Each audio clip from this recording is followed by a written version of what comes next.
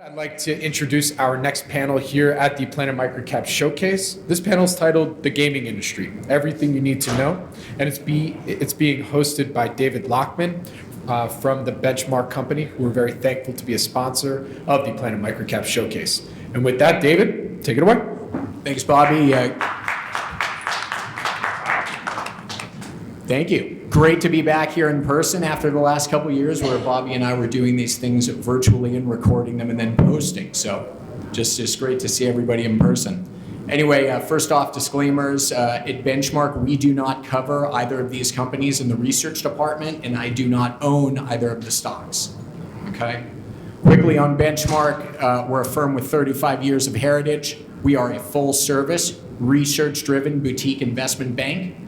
We have over 20 senior publishing research analysts. And on the banking side, we have expertise across the capital stack in both equity and debt. With me today, we have two exciting companies in the media and entertainment sector. We've got CEO Todd Cravens from GLXZ Gaming and CEO Chris Overholt from OverActive Media. So, gentlemen, let's start with Todd, and please introduce GLXZ Gaming, and then turn it over to Chris, and he can introduce OverActive Media.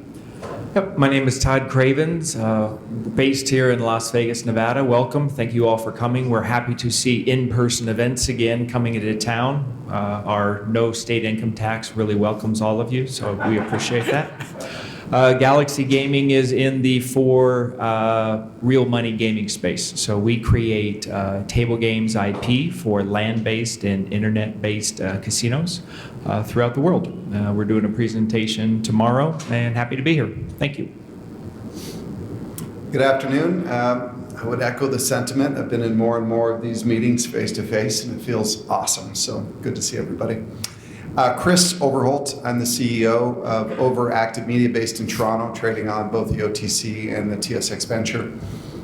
We are a 21st century sports media and entertainment company for today's generation of fans, a generational cohort that thinks a little bit differently about their sports media and entertainment choices. And we take our origins in the esports space. We own franchise teams in the biggest and most important franchise leagues in the esport world. Call of Duty, Overwatch, League of Legends are all franchise holdings for our teams. So look forward to sharing more this afternoon. All right, so we've got some company-specific questions. First off, we'll start off with one for Todd. We have seen an explosion of states passing and offering sports betting, but why has iGaming not followed in suit? It's a question I get from a lot of people that are figured that iGaming would just be hand in hand with sports betting. So I think we sit with about 26 or so states with online sports betting. At this point, there's been an explosion. You can't watch any kind of game without a bunch of that stuff being thrown at you. And I just saw about 10 minutes ago that they got enough votes to have sports betting on the ballot in the state of California. So we will see if that referendum gets passed in November. Not quite sure, but all of a sudden sports betting doesn't have the same taboo as casino gambling in there. Long term, we still think that there are going to be more and more states that receive iGaming on there. We think that sports betting is the lead blocker. If you look at FanDuel, DraftKings, and others, almost all of them will tell you that within 5 years they'll be making more money from iGaming than they will in sports betting. Pretty easy way to figure that out. If you put $100 in a game, that game will, and that $100, which is a 5% business in sports betting, they make $5 in an hour. If you have $100 and you play blackjack for 3 hours with side bets, a 5% churn, you're going to get that money a bit quicker. And the one other thing that we think will drive it is tax revenue.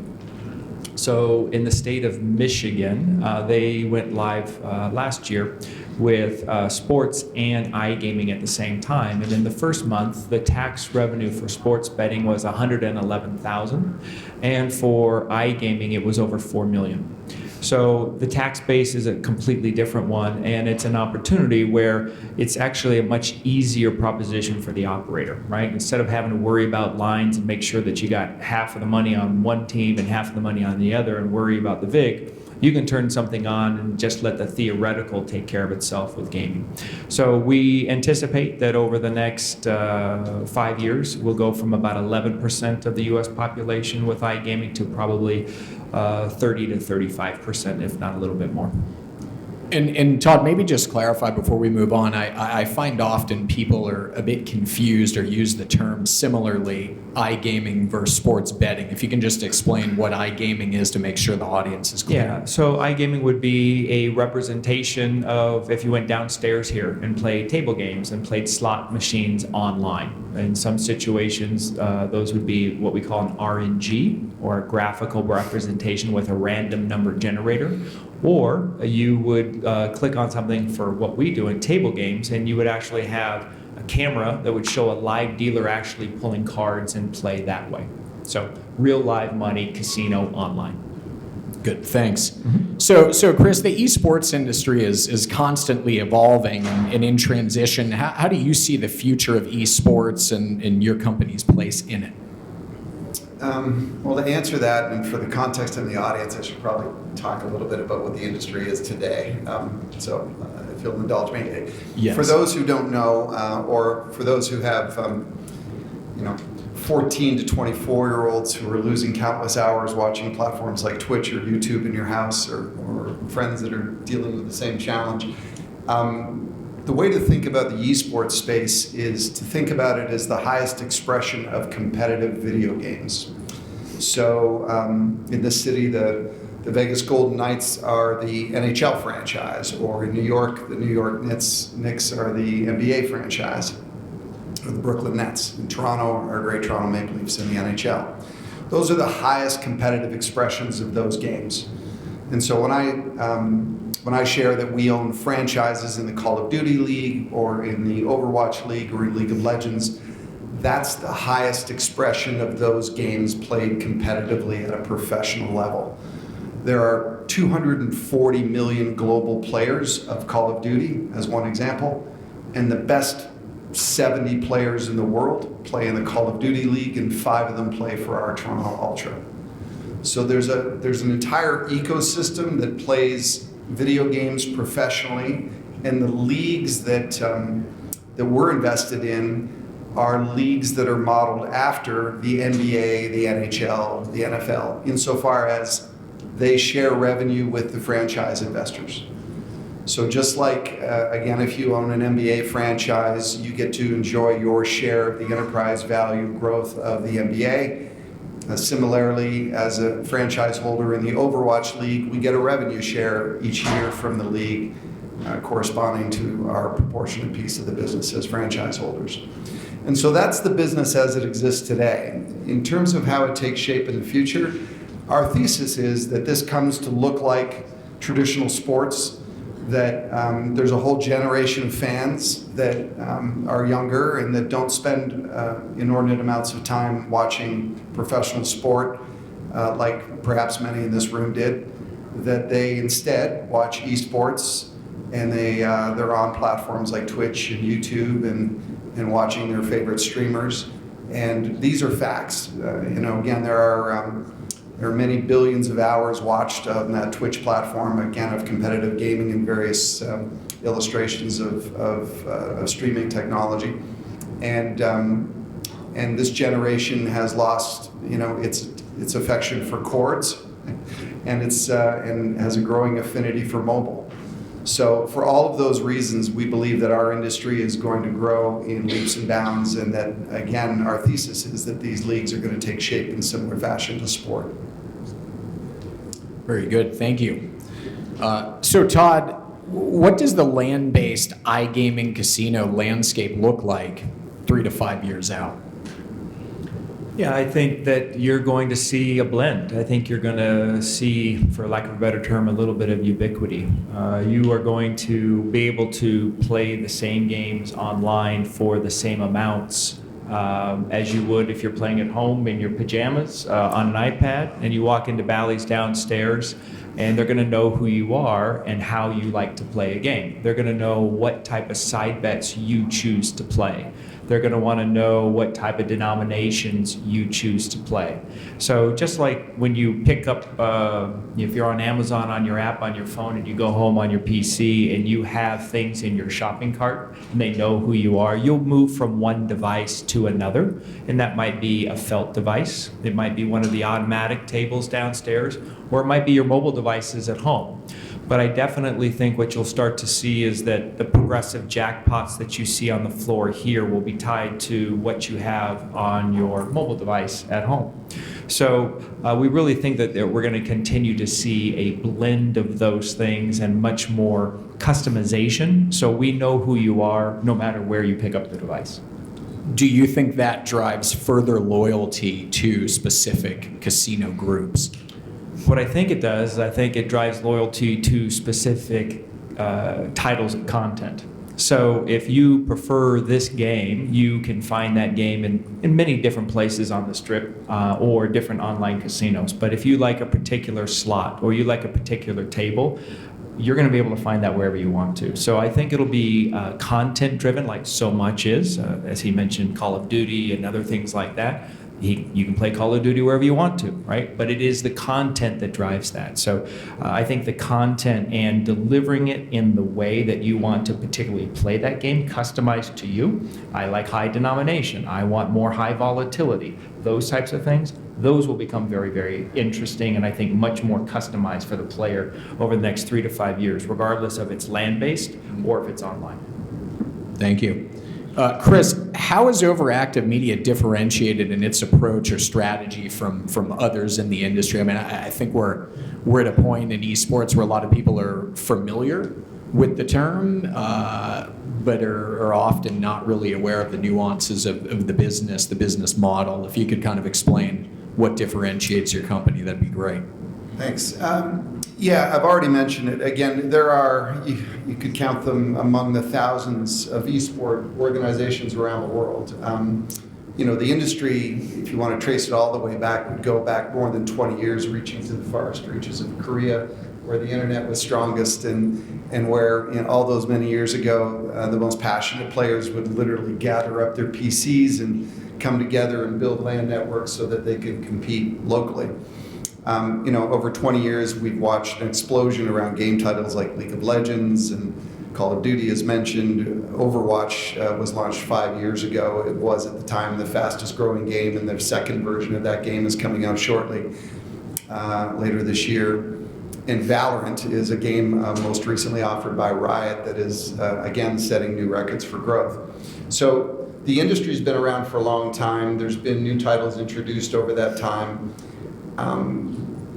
But this distinction for OverActive Media is that while we take our origin in esport, as I mentioned, we are building what we believe is a modern expression of Madison Square Garden, or in the country and city that I'm from, Maple Leaf Sports and Entertainment. Again, this is a generational cohort of audience that spends less than 25% of their time engaged watching broadcast television. And yet they have $150 billion of spending power. As a purchase power as a cohort around the world as a consumer audience. So again, we have our origin in the esports space, but we're building a sports media and entertainment company. So what's important to that equation, to that goal? Well, first and foremost, people. And my background is 25 years in professional sport. I started my career proudly in 1996 with now world champion or past world champion Toronto Raptors. I worked there for some time. I was also on a failing Leafs organization at the same moment. But I worked at Maple Leaf Sports for 7 years. I left to go down to South Florida. I worked for the Florida Panthers and for a little while, 4 years with the Miami Dolphins. I came back to Canada to run the business of the Canadian Olympic Committee for 9 years and served as its CEO proudly across 4 Olympic Games.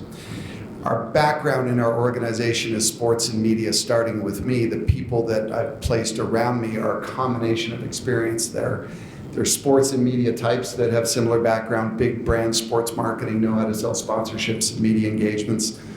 And they're a collection of Gen Zs and those that know and love gaming and esports and the streaming environment. So we've got young people that are really contributing significantly to our job. So our people are a huge distinguishing factor for us. Those franchise holdings that I mentioned, again, there would be thousands of companies around the world that would claim to be esport organizations, but we believe the most sustainable business model is the ownership of these franchises, because the business model, again, shares revenue. That's high gross margin revenue, 100 cents on the dollar. It doesn't cost us $1 more to collect our share of that check.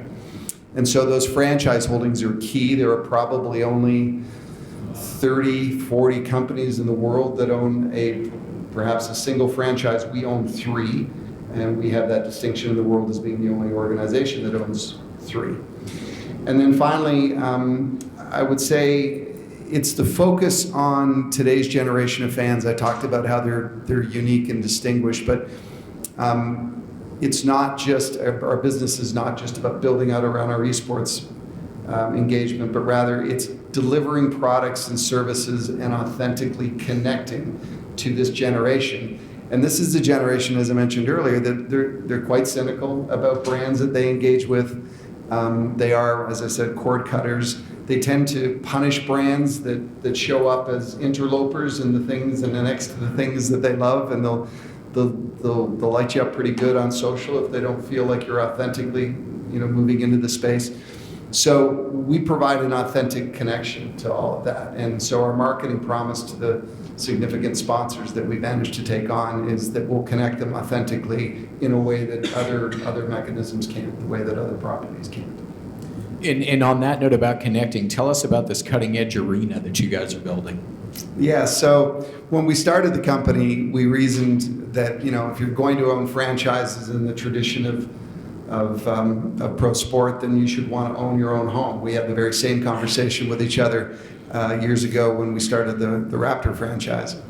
And we built subsequently the Air Canada Center for the Raptors, which later became the Leafs home as well.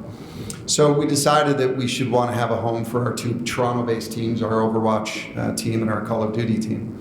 But more than that, we saw market opportunity. Toronto's a funny market. It's the 4th largest market in North America now. Our friends at Live Nation tell us it's the 5th global market for music and entertainment for them. And yet, there's only one place to play for major music and entertainment acts of the world. They play in the arena that the Leafs and the Raptors play routinely, except that venue is busy 100 nights a year. So we saw that as a market opportunity. And so when I say we're in the sports, media, and entertainment space, our sports business is rooted around our franchise holdings in esports. Our entertainment strategy is to build this venue, a 7,000-seat performance venue that will allow us from the moment we open the door to compete with Maple Leaf Sports for those major music and entertainment acts, and give us a pretty good framework for a bunch of things, including a pretty solid first-party data strategy for our fans that will enter the building, and a glimpse, perhaps, a closer look in on that generation of fans I've been alluding to. It also gives us incredible leverage right now in our marketing partnership arrangements. So as you can imagine, we're talking to all kinds of potential technology partners and brands that would make sense to a music and entertainment venue in our country. The biggest integrated media company in the country is Bell, and they were sufficiently impressed with the vision that we had that they not only took on a major multi-year partnership with us, but were good enough to invest very significant money in OverActive Media shareholders. So this venue, I think, is going to be, again, another distinction for us, a differentiator for us next to others in the space. Great, thank you. So, Todd, what kind of macro challenges is the industry facing right now that you're kind of keeping your eye on? I would say for the next 3 to 5 years, especially with all of the kind of the impact of all the new sports betting, iGaming coming and things like that. Number one would be regulation. We are in a highly regulated business. So when I talk about sharing these jackpots across devices, that blows regulators' minds, like, oh my God, how does that happen? Even though the tech has been available to do that for a long time. So when we go through these things in the states here, that's on a state-by-state regulation, right? So those types of things take time. You have to start educating regulators on how and what you want to do today for things that you want to do 2 years out. And they are the best of the best when it comes to bureaucracies. They love what they do. Don't call me after 5. I don't work weekends, one of those types of things. So I think the regulation is a big portion. And then I think secondarily, we as an industry must be very, very, very careful from a standpoint that, as I just mentioned, we went from 0 to 26 states where you could have online betting, and now 5 states that have online gambling. And I'm very concerned about what, if we're not responsible about that, does that mean for problem gambling? You can have a pendulum roll one way and you get a couple of really, really bad stories and things aren't going well. That pendulum can swing the other way. So I think it is really, really important, and as an industry, we do take problem gambling very seriously, but the amount of new gambling opportunities that's out there, and when we've had a couple of mistakes out there where some gambling companies have signed deals with sports for certain colleges, and then they went out there and they sent out blast emails to the undergraduate community to say, hey, we're now partners with so-and-so. Well, a lot of those kids that got those were under the age of 21. That's a problem, right? You can't do those things. And so, those I think are the two macroeconomic or two macro headwinds that I see that, I think a little bit about regulatory stuff. It's what we deal with on the day-to-day, but we have to be smart. We can't be greedy. And I think those two things I keep in mind every day. Thank you.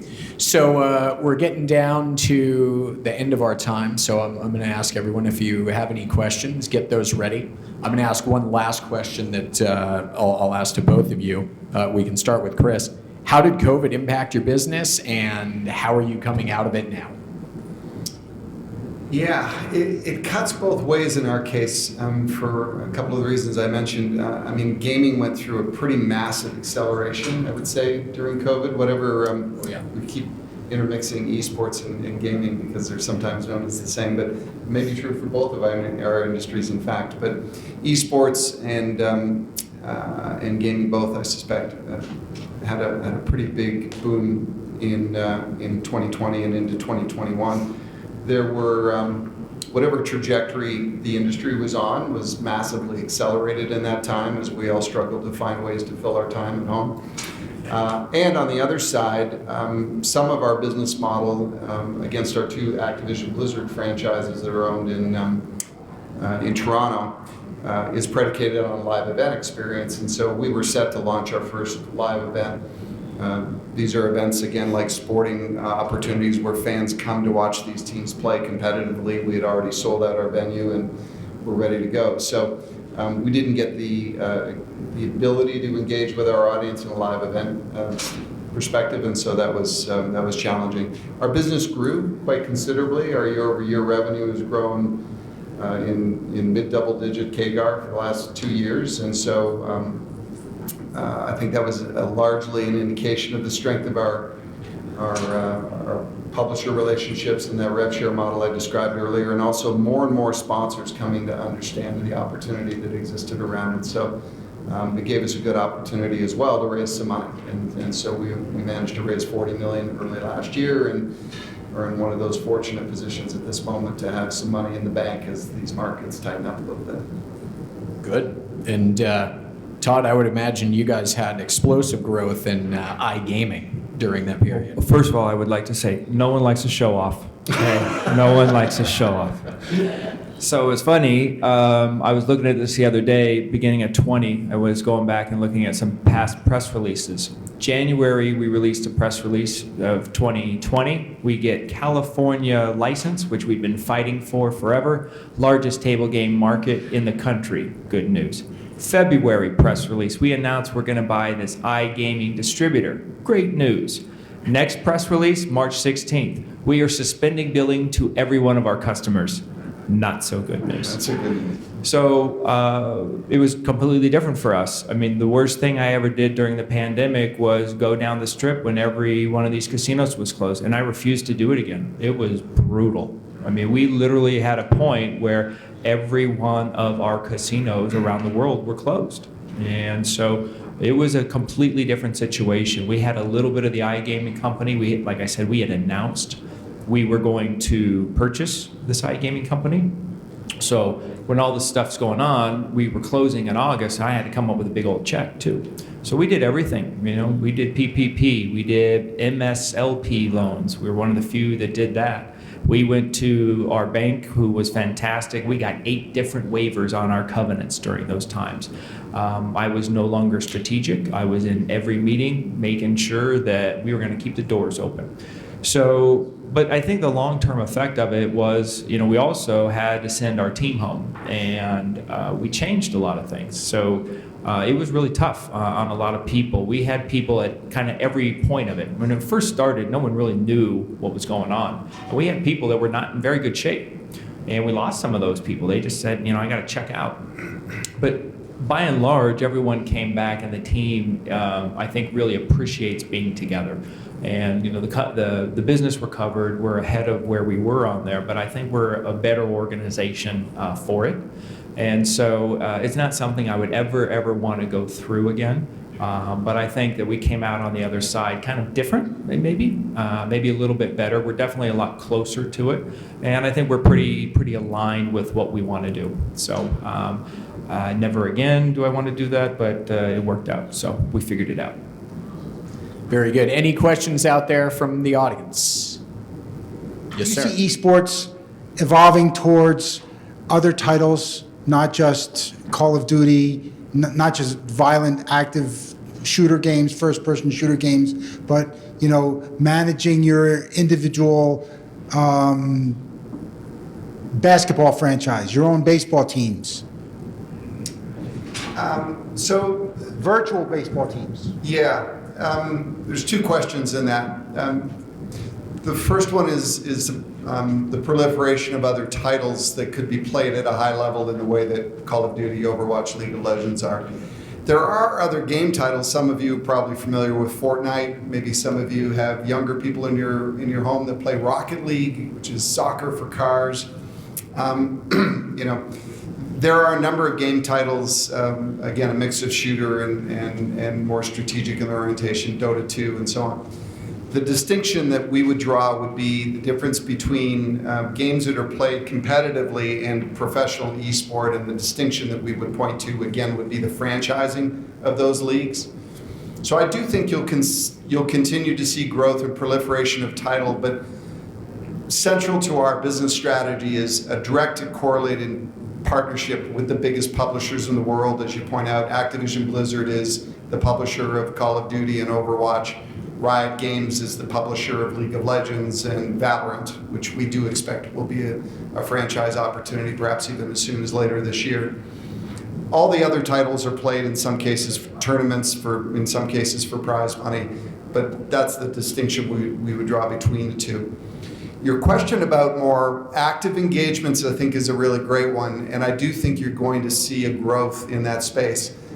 There's a great small company just getting started in Montreal called Arcadia, and for those who have perhaps seen the movie Ready Player One, they built an entire platform inspired by a VR world where you could play a game in a virtual setting, but in a very physically oriented way. For those that love cycling, Zwift is a company that renders a virtual experience similarly, and there's another company out of Singapore that has come up with a technology that simulates Taekwondo.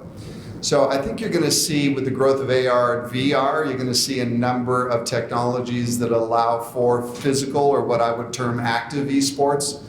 And I sit on the board of the Global Esports Federation, and they spend an awful lot of time thinking about those types of opportunities. And the IOC has made it very clear, in fact, just announced last week, in fact, that they'll be hosting a virtual or active sporting event around electronic games like I've just described. So I think you're going to see a growth in that way. But I do think the growth of the esport industry will be driven out of these franchise leagues that are on offer from these significant publishers. All right, so we've got time for one more question. Are you looking for capital right now? Or are you looking for partners, both? What industry connections? What's your need right now? We are not looking for capital. We're in a pretty good sense right now in regards to partners. I'll go back to the regulatory issues that we have, right? Those partners have to go through regulatory items as well. So the for real money gaming world has walled gardens, this regulation. So we know who our customers are at this point. So I think we're fairly self-sufficient at this point. We are not looking for capital specifically right now. I mentioned earlier we did a big raise earlier last year and just finished our year with just about 30 million in cash. So we feel pretty good right now. That said, we expect we have bold ambition for this business, as maybe you've sensed this afternoon. And so I do think over the next couple of years, we'll probably be thinking more about M&A opportunities and big growth opportunities. I also see this is an industry that I think will be due for some consolidation as well, and those with cash in the future will, I think, have a great opportunity in that regard. So we're likely not done with our raising yet, but for now we're in great shape. All right, so Todd, Chris, you guys have been great. Thank you both so much for participating. Both companies will be presenting tomorrow, so if you want to learn more, go and visit them for those presentations, and the audience has been great. Thank you all very much.